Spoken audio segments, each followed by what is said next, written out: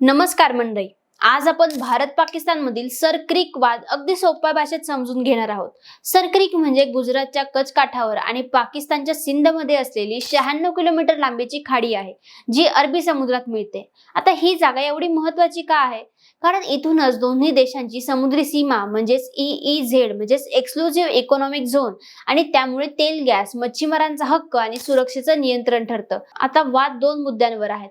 पहिलं म्हणजे सीमारेषा खाडीच्या मधल्या प्रवाहातून जावी असं भारताचं मत आहे, तर पाकिस्तान म्हणतो रेषा पूर्व तीरावर धरावी म्हणजे संपूर्ण खाडी त्यांच्याकडेच जाईल. दुसरा मुद्दा असा आहे की खाडी कुठपर्यंत धरायची म्हणजेच लँड टर्मिनस पॉइंट कुठे ठेवायचा, यावर दोघांचा वाद आहे. इतिहास पाहिला तर 1914च्या ब्रिटिश काळातील नकाशांवरून वेगवेगळे अर्थ काढले गेले आहेत.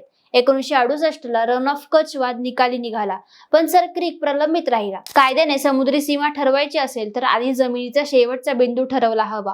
तोच इथे वादग्रस्त आहे. भारत म्हणतं प्रवाहावर आधारित मधली रेषा आणि पाकिस्तान म्हणतं नकाशावरची रेषा.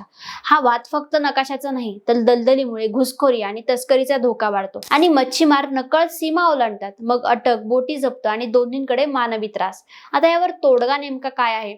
आधी लँड टर्मिनस ठरवणं आवश्यक आहे. प्रवाह असेल तिथे मिड चॅनल आणि नसेल तिथे इक्विडिस्टन्स सूत्र लागू होतो.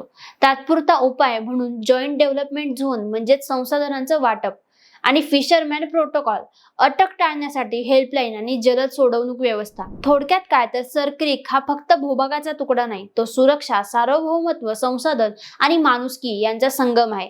तोडगा फक्त कायदेशीर तत्व, तांत्रिक डेटा आणि सतत संवाद यांच्या एकत्रित प्रयत्नांनीच निघू शकतो.